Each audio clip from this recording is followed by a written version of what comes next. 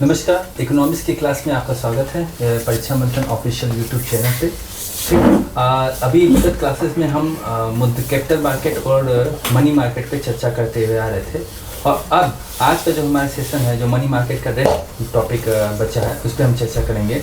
तो यहाँ आज का मुद्दा है जमा के लिए प्रमाण पत्र। देखिए क्वेश्चन, जमा के लिए प्रमाण पत्र, इसे हम इंग्लिश में क्या कहते हैं? इसे कहते हैं certificate of deposit. Certificate of deposit कहते हैं। ठीक, तो सर्टिफिकेट ऑफ डिपॉजिट होता है, जमा के प्रमाण पत्र होते हैं, वो किसके द्वारा जारी किए जाते हैं? जनरली ये केवल अनुसूचित वाणिज्यिक बैंक के द्वारा कई रूपों में जारी किया जाता है।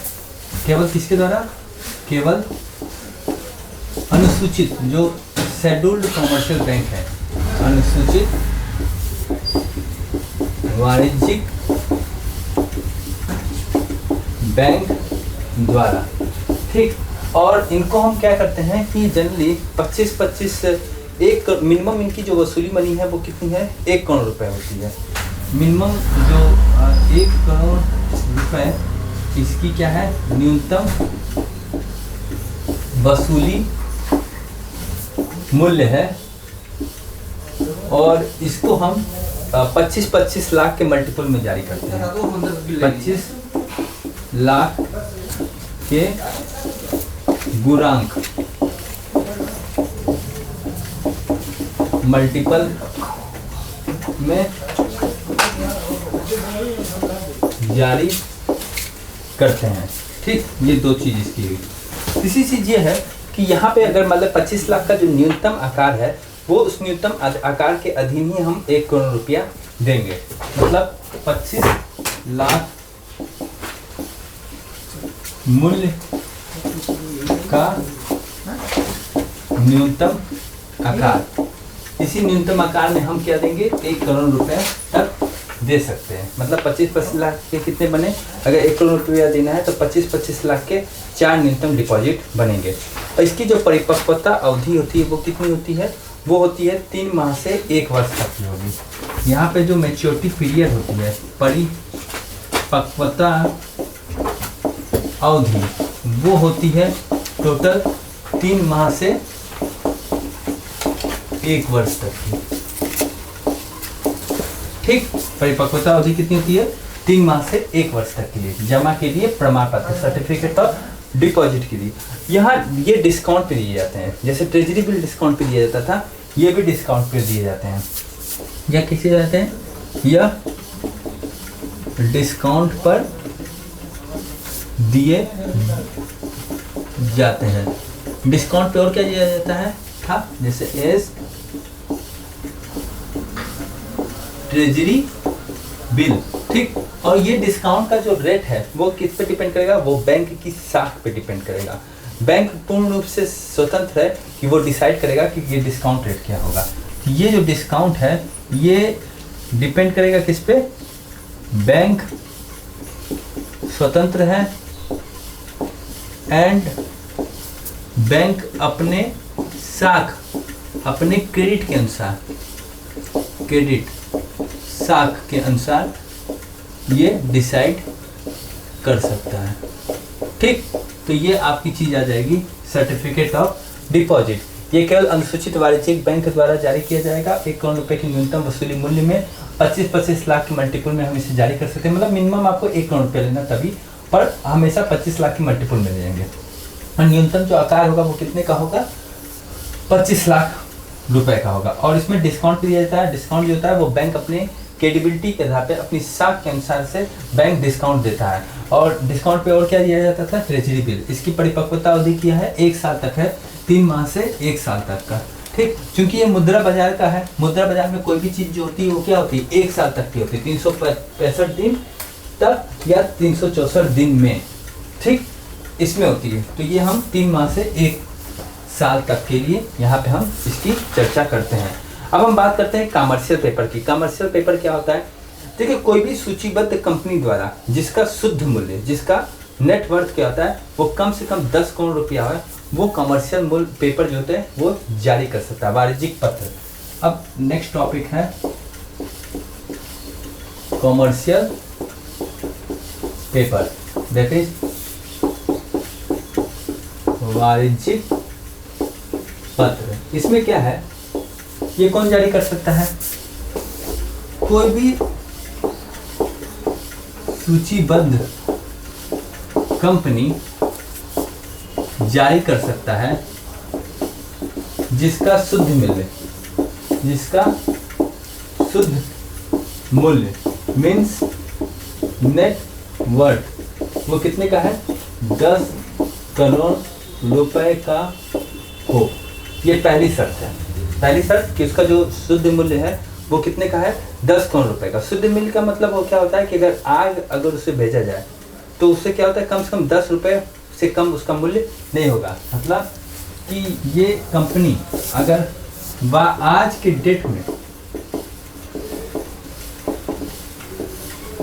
सेल कर दी जाए तो 10 करोड़ रुपया क्या है वो मिलना तय हो, तो हम इसे क्या कहते हैं, ये कहलाता है शुद्ध मूल्य। ठीक, इसकी कार्यशील पूंजी की सीमा जो थी वो 25 करोड़ रुपए है।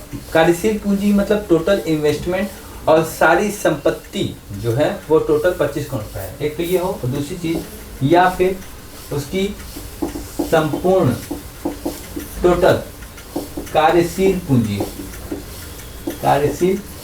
पूंजी वो कितनी हो, 25 करोड़ रुपए हो। ठीक, मतलब टोटल इन्वेस्टमेंट किसमें आ जाएगा, जितना उसने निवेश कर रखा है।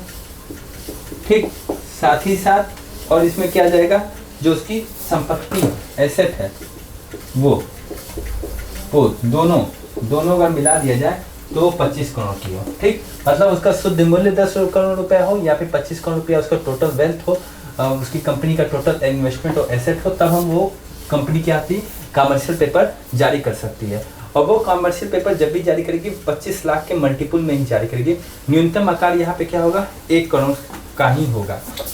और ये जारी करेगा न्यूनतम आकार 1 करोड़ रुपए का हो। और दूसरी चीज यहाँ पे है कि 25 लाख के मल्टीपल में 25 लाख के मल्टीपल में जारी किया जा सके। ठीक, कंपनी द्वारा जब भी इसे जारी किया जाता है तो यहाँ पे क्या होता है, चूंकि कंपनी द्वारा जारी होता है इसलिए यहाँ पे क्या होता है, रिस्क ज़्यादा होता है। इसलिए रिस्क ज़्यादा है और रिटर्न जल्दी ले लिया जाए, इसके लिए अवधि कम रखा है। चूंकि ये कंपनी द्वारा जारी है, कंपनी द्वारा जारी किया जाता है, अतः यहाँ पे रिस्क क्या है, रिस्क ज़्यादा है। इसलिए यहाँ पे अवधि जो टाइम है वो क्या रखा जाता है, अवधि कम रखा जाता है। ठीक, कि जल्दी से जल्दी ये रिटर्न इसका ले लिया जाए। इसकी परिपक्वता अवधि कितनी होती है, 1 साल तक की नहीं होगी, यहाँ पे 3 माह से लेकर के 6 माह तक की अवधि होगी।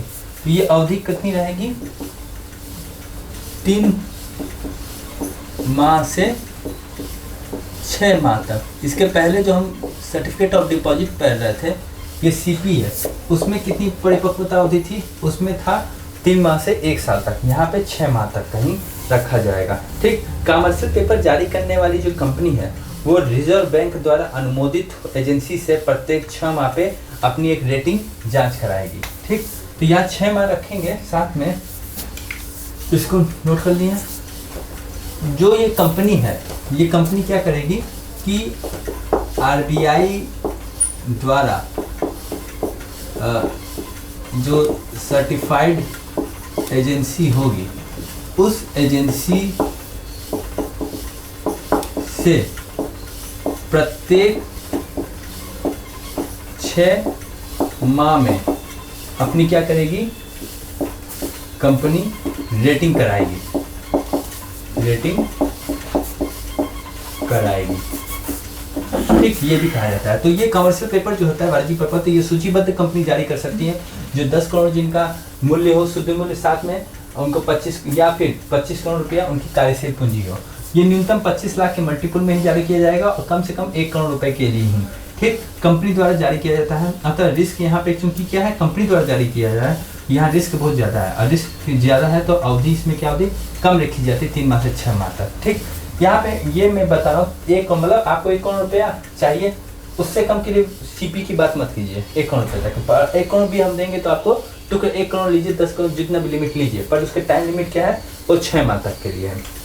ठीक है, और कमर्शियल पेपर के माध्यम से अधिकतम जो 20% कार्यशील पूंजी ही जुटा जा सकता है। ठीक है, मतलब मान लीजिए कि अगर कोई कंपनी कहती है कि हमें इतना धन चाहिए, तो कितना धन ले सकते हैं। इसमें क्या होता है कि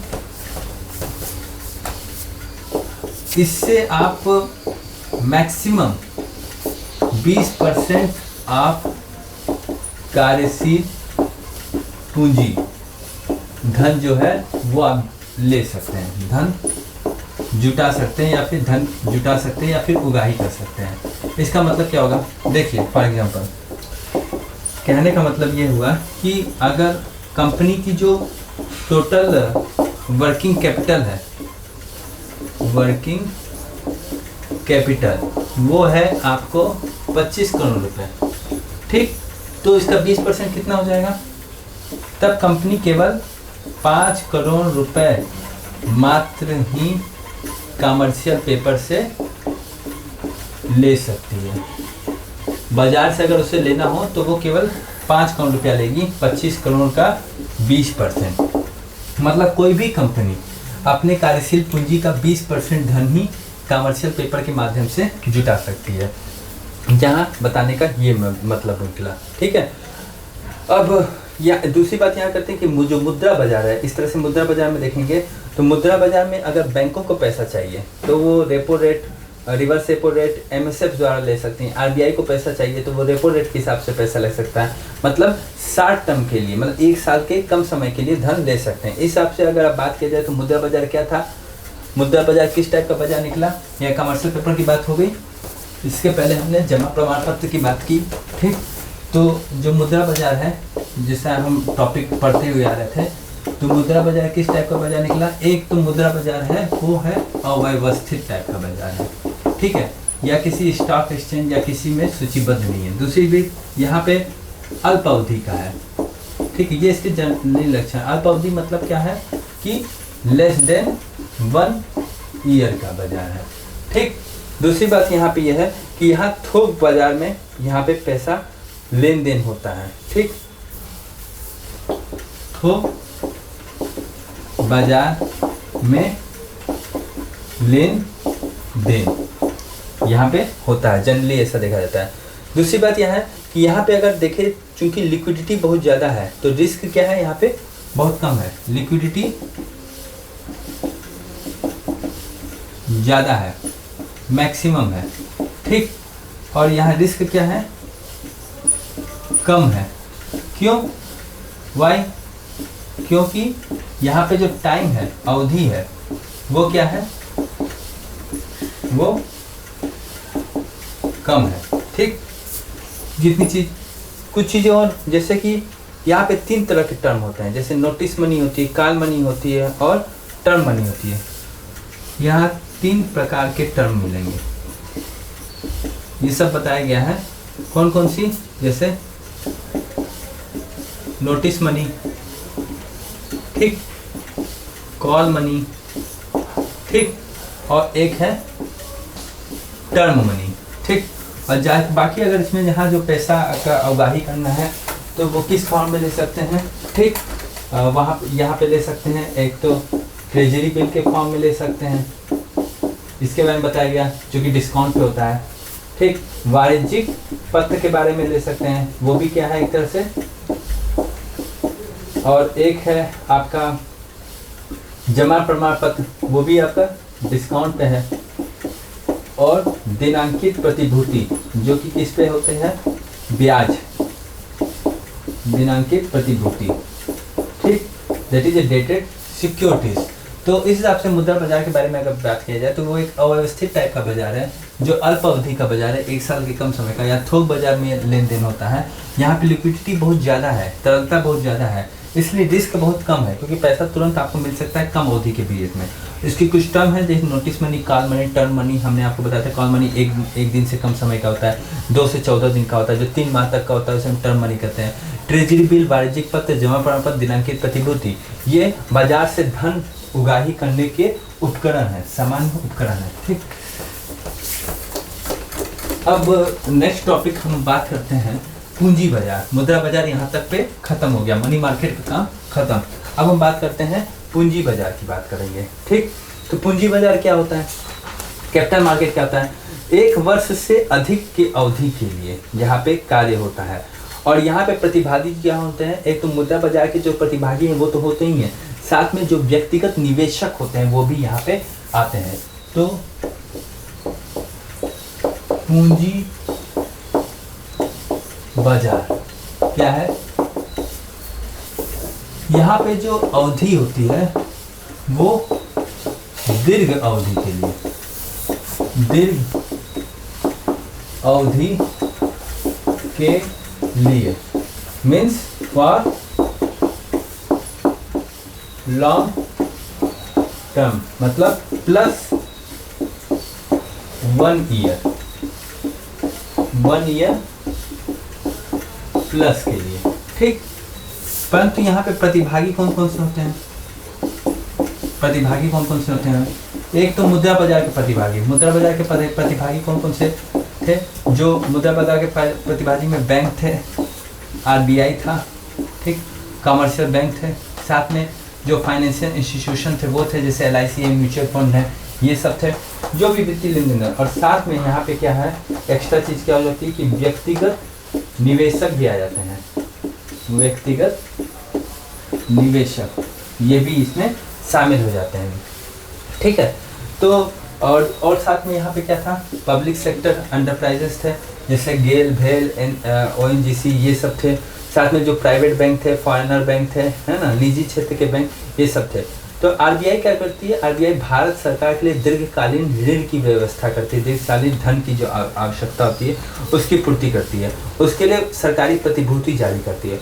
और यहाँ पे जो सरकारी प्रतिभूति, जो सिक्योरिटीज जारी होंगे, उनको हम क्या कहेंगे? सिक्योरिटीज ना करके उनको हम बांड का नाम देंगे, जैसे जीरो कूपन बांड। ठीक, तो यहाँ क्या होता है कि मान लीजिए पूंजी बाजार में कि आरबीआई कि गवर्नमेंट ऑफ इंडिया को जैसे ब्रिज बनवाना है, ठीक, रोड बनवाना है, ठीक, पोर्ट बनवाना है, इन सभी के लिए अगर धन चाहिए तो धन की आवश्यकता की पूर्ति के लिए वो किससे कहेगा? हम जानते हैं धन की आवश्यकता के लिए वो संपर्क करेगा आरबीआई से। ठीक, तो आरबीआई क्या करेगा? आरबीआई इसके लिए यहाँ पे जो गवर्नमेंट सिक्योरिटीज जारी करेगा वो जारी करेगा, बट पूंजी बाजार में क्या होता है? पूंजी बाजार में सिक्योरिटीज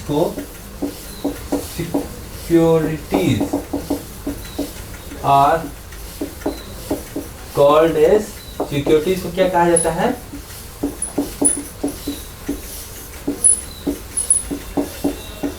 सिक्योरिटीज को बॉन्ड के नाम से जाना जाता है, उनको हम बॉन्ड कहते हैं। ठीक है, गवर्नमेंट ऑफ इंडिया के सेक्शन में। ठीक, जैसे आप सुनते होंगे zero coupon bond. Zero coupon bond क्या है? या जीरो मीन्स यहाँ पे कोई ब्याज नहीं मिलता है, ये डिस्काउंट पे मिलता है। और जैसे 100 करोड़ का बांड है तो हमें क्या कहेंगे? 100 करोड़ रुपए का लेंगे तो हमें वो 88 करोड़ रुपए मिल जाएगा, 12 करोड़ रुपए। फिर जब हम उससे लौटाएंगे तो वो हमने 100 करोड़ रुपए का बॉन्ड है, हमने उसको 88 करोड़ रुपया दिया और 100 करोड़ का बॉन्ड ले लिया। एक टर्म के बाद जब हम उस बॉन्ड को लौटाएंगे तो वो हमें 100 करोड़ रुपया देगा, मतलब हमें 12 करोड़ रुपए का लाभ हुआ उस टाइम पीरियड के लिए। ठीक है, तो इसे हम जीरो कूपन बांड कहते हैं, मतलब एक तरह से ट्रेजरी बिल है। ठीक है, ट्रेजरी बिल की सिक्योरिटी है। तो अब गवर्नमेंट ऑफ इंडिया को जो पूंजी बाजार के द्वारा लॉन्ग टर्म के लिए धन की आवश्यकता होती है तो उसके लिए बांड जारी करता है, ठीक, आरबीआई। ठीक, इसको मिटा दें।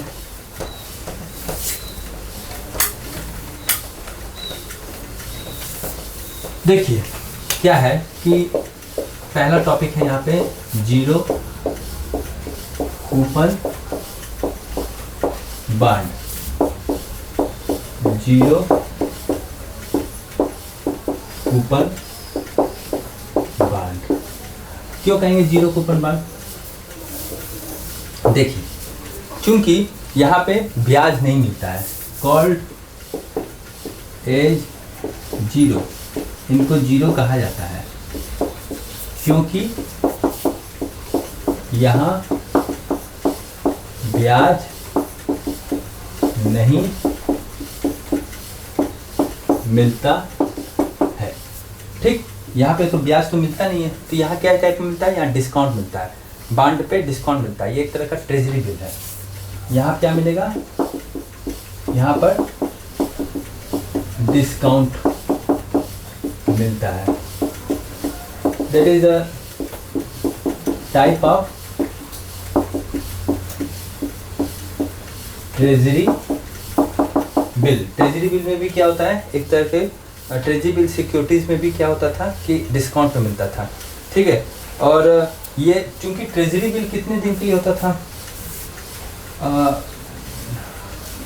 तो ट्रेजरी बिल से क्या डिफरेंस है कि ये ट्रेजरी बिल मिलता था कितने दिन के लिए?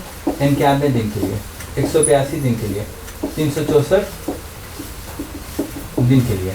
बट जो बांड है वो कितने दिन के लिए मिलेगा? जीरो कूपन बांड वो मिलेगा आपको 5, 10, 15 ये ईयर के लिए मिलता है, ठीक है। यहाँ लॉन्ग टर्म के लिए मिलता है, ठीक। और ये डिस्काउंट मिलता है मीन्स, इसको एक्सप्लेन कर लीजिए कि मान लीजिए कि आरबीआई को 100 करोड़ रुपए चाहिए, तो वो क्या करेगा कि 100 करोड़ रुपए का जीरो कूपन बांड जारी करेगा, ठीक। और वो बैंक को देगा। बैंक क्या करेगा? आरबीआई को 88 करोड़ रुपए देगा। ये 88 करोड़ में बांड ये खरीद लेगा, ठीक। और फिर आफ्टर टर्म, टाइम बीतने के बाद जब बैंक इसको ये बांड जो 88 करोड़ का जो बांड है, ये बांड लौटाएगा, 88 करोड़ का बांड लौटाएगा किसको? आरबीआई को। तो आरबीआई इसको कितना देगा? आरबीआई बैंक को 100 करोड़ रुपया नगद दे देगा, ठीक। तो इस हिसाब से बैंक क्या होता है? बैंक प्रॉफिट में रहा। कितना प्रॉफिट हुआ बैंक को? जितना डिस्काउंट हुआ वो कितना था? 12 करोड़ रुपया, जिसी को हम डिस्काउंट कर रहे हैं।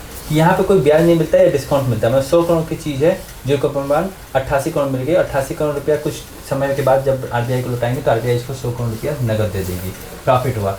और यहाँ पे लॉन्ग टर्म के लिए होता है कि 5, 10, 15 या फिर 50 साल के लिए हो सकता है, ठीक। और यहाँ पे इसमें क्या होता है कि नहीं, ये मतलब 5 साल के नहीं, कम से कम मतलब 10, 15, 50, 91, 182 या फिर 364 दिन के लिए होता है, ठीक। तो हम अब बात कर लिए जीरो कूपन बांड की। और जो पूंजी बाजार होता है, ये आरबीआई जो होता है, आरबीआई जो पहला गवर्नमेंट सिक्योरिटी जारी करता है उसे हम जीरो कूपन बांड करते हैं, बिकॉज यहाँ पे कोई इंटरेस्ट नहीं होता है इस बांड में, ठीक। तो इसमें क्या होता है कि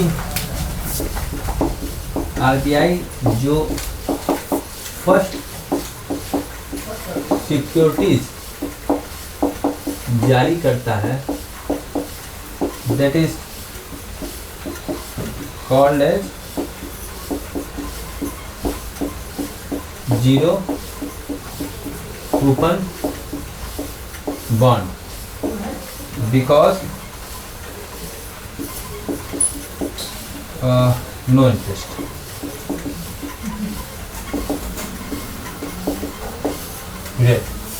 ठीक है। पूंजी बाजार में गवर्नमेंट ऑफ इंडिया को दीर्घकाल के लिए पैसा चाहिए कैपिटल मार्केट में, और जैसे कि मेट्रो बनाना है, बुलेट ट्रेन बनाना है, रोड बनाना है, ब्रिज बनाना है, पोर्ट जाने बनाना है, तो इसके लिए आरबीआई इस टाइप की सिक्योरिटी जारी कर सकता है। अब हम बात करते हैं गिल्ट एज सिक्योरिटीज़ की। तो जीरो कूपन बॉन्ड हो गए, वो क्या है? जीरो कूपन बॉन्ड इसलिए इनको जीरो कहा जाता है क्योंकि ये डिस्काउंट पे देते हैं। ठीक, ये एक प्रकार के ट्रेजरी बिल है, उनका टर्म पीरियड, टाइम पीरियड देख लीजिए। और जो आरबीआई पहली जो सिक्योरिटीज जारी करता है उसको हम जीरो कूपन बॉन्ड करते हैं। यहाँ पे ब्याज नहीं मिलता है, ब्याज जीरो है, दैट्स वाई इसको हम क्या कहते हैं? जीरो कूपन बॉन्ड के नाम से जानते हैं। ठीक, अब हम बात करते हैं गिल्ट एज सिक्योरिटीज।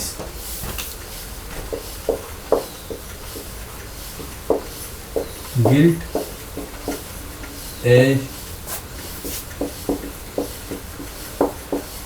सिक्योरिटीज। ठीक, गिल्ट एज सिक्योरिटीज ये क्या है? देखिए क्या है कि ये दिनांकित प्रतिभूति है। जैसे दिनांकित डेटेड सिक्योरिटीज में क्या होता था कि वहाँ पे इंटरेस्ट मिलता था, और इनको गिल्ट एज सिक्योरिटीज क्यों कहा जाता है? क्योंकि यहाँ पे विश्वास बहुत ज़्यादा है, बिकॉज ये गवर्नमेंट सिक्योरिटीज़ हैं। और पहले जब ये जारी किया जाता था तो इनके चारों तरफ क्या रहता था कि सोने की एक लाइन, सोने की एक परत लगी रहती थी, इसलिए इसको गिल्ट एज सिक्योरिटीज कहा जाता था।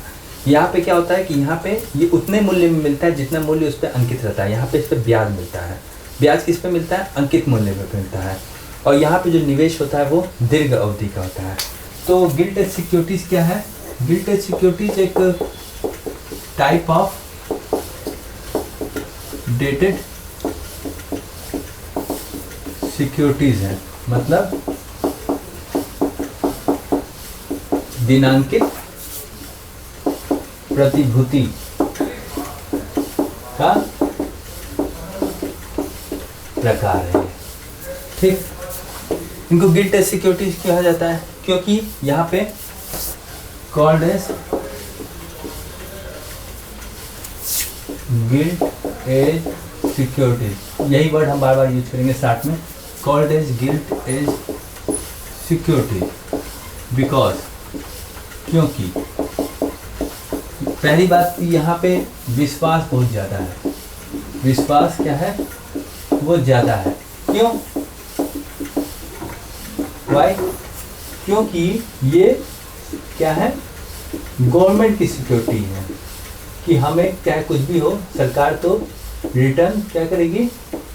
देगी। भारत सरकार ये वादा करती है, पहली चीज़। दूसरी चीज़ ये यहाँ पे ये है कि यहाँ पे पहले इसमें चारों तरफ क्या होता था? एक परत लगी रहती थी। ठीक, जब ये जारी किया जाता था पहले ये चारों तरफ एक गोल्ड की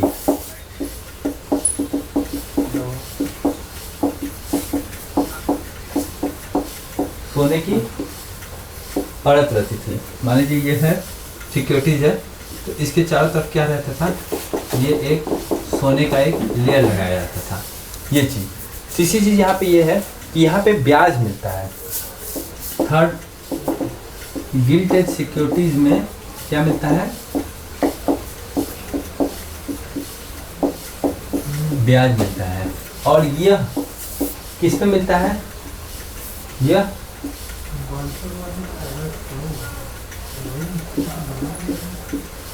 सिक्योरिटीज के अंकित मूल्य पे मिलता है। अंकित मूल्य पर मिलता है। ठीक, जितना जो रेट उसमें इम्प्रिंटेड होता है उसी पे मिलता है। और यहाँ पे जो निवेश किया जाता है वो दीर्घ अवधि का निवेश होता है। फोर्थ, ये जो निवेश का समय है वो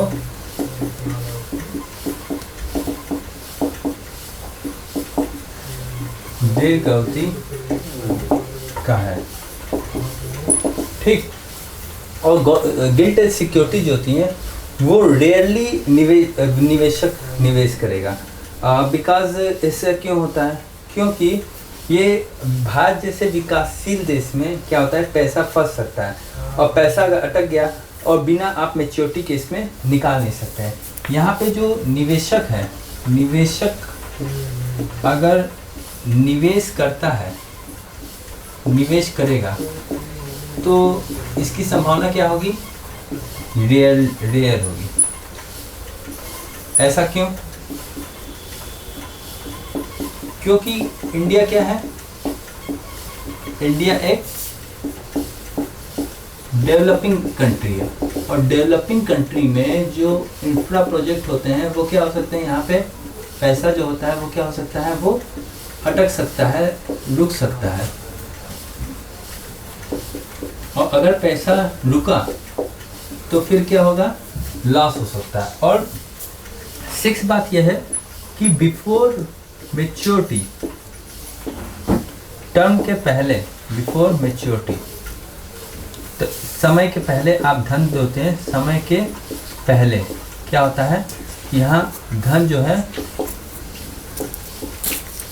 वो निकाल नहीं सकते हैं, समय के पहले धन को निकाल नहीं सकते हैं यहाँ पे, ठीक है, वो निकाला नहीं जा सकता, ठीक। तो पैसा उतने देर के लिए फंसा हुआ है। तो इस हिसाब से अगर आप देखा जाए तो यह क्या है, जो गिल्ट एज सिक्योरिटीज है वो भी एक तरह से दिनांकित प्रतिभूति है। वहाँ पे चूंकि विश्वास बहुत ज़्यादा है इसलिए गिल्ट एज सिक्योरिटी किया जाएगा। पहले यहाँ पे चारों तरफ सोने की एक परत लगी रहती थी, और यहाँ पे ब्याज मिलता है, न कि डिस्काउंट। ये ब्याज किस पे मिलता है, जो अंकित मूल्य है उस पे मिलता है। और चूंकि ये दीर्घ अवधि का है और जब तक टर्म पूरा नहीं होगा तब तक क्या हो सकता है कि पैसा आप निकाल नहीं सकते, और भारत जैसे डेवलपिंग कंट्री में ये पैसा रुक सकता है, अटक सकता है। इसलिए गिल्ट एज सिक्योरिटीज में निवेशक निवेश करने से जनरली क्या होता है, वो कतराता है, ठीक। तो अब तक हमने यहाँ तक ये जाना कि जीरो कूपन बॉन्ड क्या है और गिल्ट एज सिक्योरिटीज क्या है। अब हम बात करते हैं, जैसे उद्योगपति है, इंडस्ट्रियलिस्ट है, तो उसको अगर धन चाहिए, ठीक, तो वो धन कैसे ले सकता है, एक तो वो आंतरिक रूप से ले सकता है और दूसरा एक बाह्य रूप से ले सकता है, ठीक। तो उसके पहले हम जानते हैं कि जो अल्पकालिक उधारी है, मुद्रा बाजार में क्या होता है, अल्पकालिक उधारी हो रही है, इसको मिटा दें, हम इसको नोट कर लिए होंगे या स्क्रीन शॉट ले लीजिएगा।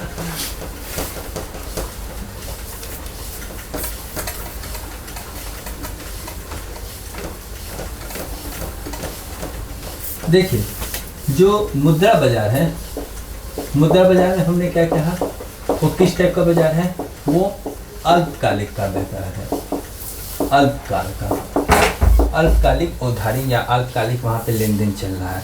अब वो कैसे चल रहा है, वो या तो ट्रेजरी बिल के माध्यम से चल रहा है, ठीक, या तो ट्रेजरी बिल के माध्यम से चल रहा है, या फिर डेटेड सिक्योरिटीज के माध्यम से चल रहा है, दिनांकित प्रतिभूति के माध्यम से, ठीक। जबकि जो पूंजी बाजार है, पूंजी बाजार, वो पूंजी बाजार किस टाइप का बाजार है, वो एक दीर्घकाल का बाजार है,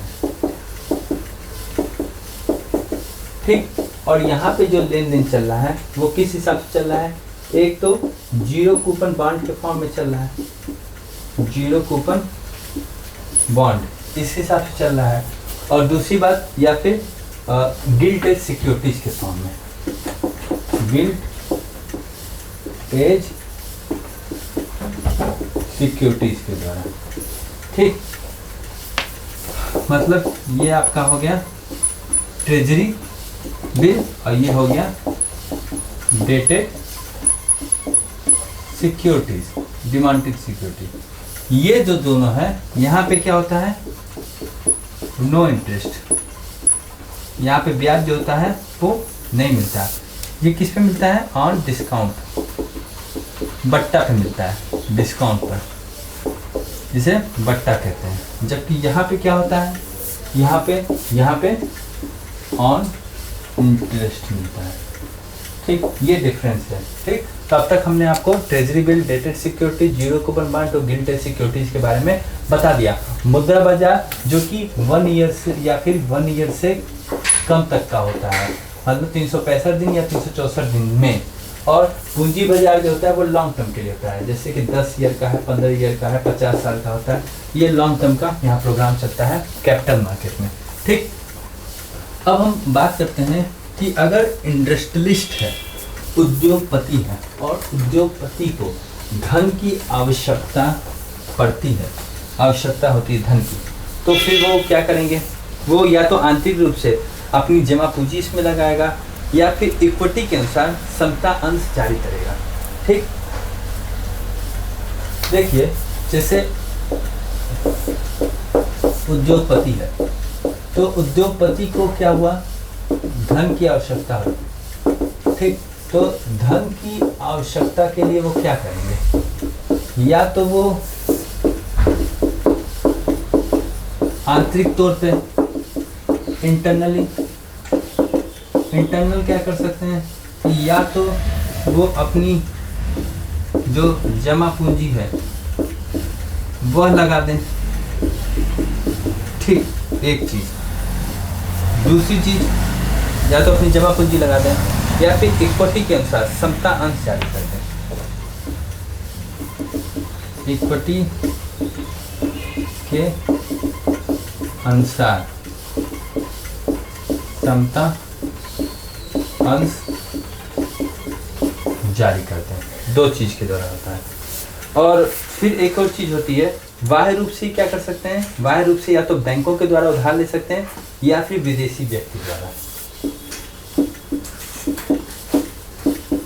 बाह्य रूप से कैसे ले सकते हैं? कंपनी के बाहर, या तो बैंकों से उधार ले लीजिए, बैंकों से उधार ले लें, और या फिर विदेशी व्यक्ति से, विदेशी व्यक्ति से, जैसे आपका एफडीआई हो गया या फिर एफपीआई हो गया। तो जो इंडस्ट्रियलिस्ट है, अगर उसको धन की आवश्यकता है तो वो या तो आंतरिक तौर पे अपनी जमा पूंजी लगा दे, या इक्विटी के अनुसार समता अंश जारी कर दे, या फिर बाह्य रूप से क्या करे? वो बैंकों से उधार ले ले या फिर विदेशी व्यक्ति से एफडीआई या एफपीआई के थ्रू अपना वर्क करा दे। इक्विटी क्या होता है? इक्विटी मतलब समता अंश, मतलब अंश का समान रूप से बंटना। मतलब जितना शेयर होगा उतना समय बांट लेंगे। मान लीजिए, इसको हम कैसे एक्सप्लेन करेंगे? अब हम यहाँ पे बात करेंगे हम इक्विटी की। जमा पूंजी तो सब लोग जानते हैं, वो अपना लगा। इक्विटी क्या होता है? ये सब क्या है? ये सब पूंजी बाजार का ही माध्यम है।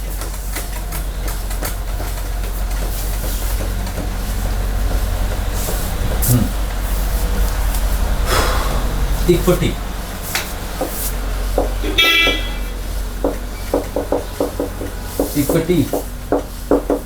में समता अंश शेयर। ठीक, इसमें क्या होता है कि मान लीजिए कंपनी है और कंपनी के मालिक को अगर 5,000 करोड़ रुपए की जरूरत है। ठीक है, आज एक कंपनी है, कंपनी ए, और इसका कोई मालिक है और कंपनी घाटे में चली गई। उसको जरूरत है कितनी? 5,000 करोड़ की जरूरत। और उसके पास दो ऑप्शन है। एक तो वो क्या करेगा कि 1,000 करोड़ रुपए स्वयं अपनी जमा पूंजी से लगा देगा, एक चीज। दूसरा क्या करेगा कि 4,000 करोड़ रुपए इक्विटी से धन की उगाही करेगा। इक्विटी से मतलब कि 4,000 करोड़ रुपए के 4 लाख टुकड़े कर देंगे। ठीक, और एक शेयर 1,000 का, 4,000 करोड़ के कितने कर देंगे हम? 4 लाख टुकड़े कर दिए। क्योंकि कोई भी कंपनी चलाने के लिए बाहर से पैसा नहीं बना, और 4 लाख टुकड़े कर दिए, और प्रत्येक कितने का है? 1,000 रुपए के मूल्य का। ठीक, इक्वल भाग में इसको डिवाइड कर दिया। तो इस हिसाब से अंश क्या हो गया? यहाँ पे आप देखेंगे ये क्या हो गया कि जो अंश है वो समान रूप से बट गया। अंश का समान रूप से इक्वल रूप में क्या हो गया, उसका डिवीजन हो गया। ठीक, मतलब इसमें इतना शेयर हो गया। कंपनी में मालिकाना, इससे क्या होगा कि उनका होगा, मतलब इसका क्या क्या प्रॉफिट होगा, अंश समान हो गया तो उनमें क्या होगा कि कंपनी, इसका प्रॉफिट क्या है, इसका प्रॉफिट लोगों को ये होगा कि कंपनी में उनको क्या होगा, मालिकाना होगा शेयर के बराबर। ठीक, कंपनी में उनको क्या होगा, वोटिंग राइट होगा। ठीक, कंपनी में उनको क्या होगा, जो प्रॉफिट होगा या फिर जो लॉस होगा वो उन्हें क्या होगा, सहना होगा इक्वली। ठीक, और दूसरी बात है कि उद्योगपति क्या करेगा, इक्विटी को तरजीह देगा। क्यों, इक्विटी को जनरली ये चीज हो गई, जो भी उद्योगपति होगा वो उसका जो मेन प्रेफरेंस होगा या फिर वो तरजीह, जिसे हिंदी में कहेंगे, प्रेफरेंस देगा किसको, इक्विटी को। क्यों, क्योंकि इसमें क्या होता है कि ये इक्वल जिम्मेदार होंगे, बिकॉज इक्वल जिम्मेदार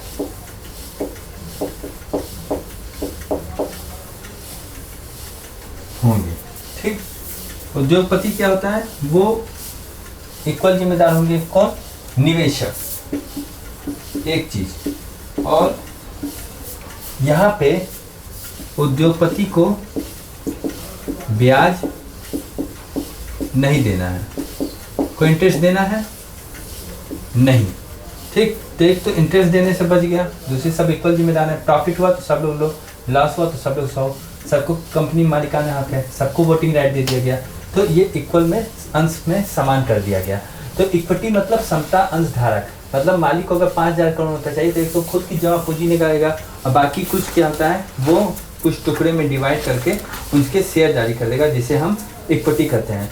तो पूंजी बाजार में इस हिसाब से हमने आज जो चर्चा की है कि जीरो कूपन बॉन्ड क्या होता है, गिल्टेड सिक्योरिटीज क्या होती हैं, पूंजी बाजार और मुद्रा बाजार किस हिसाब से डिवाइड है।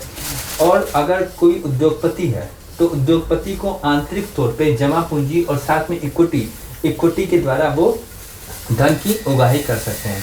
इसके बाद आज हम कल के टॉपिक में हम बात करेंगे पूंजी बाजार के नेक्स्ट टॉपिक पे, जिसमें होगा प्राथमिक बाजार, द्वितीयक बाजार। प्राथमिक बाजार में क्या होता है, प्राथमिक बाजार मतलब प्राइमरी मार्केट।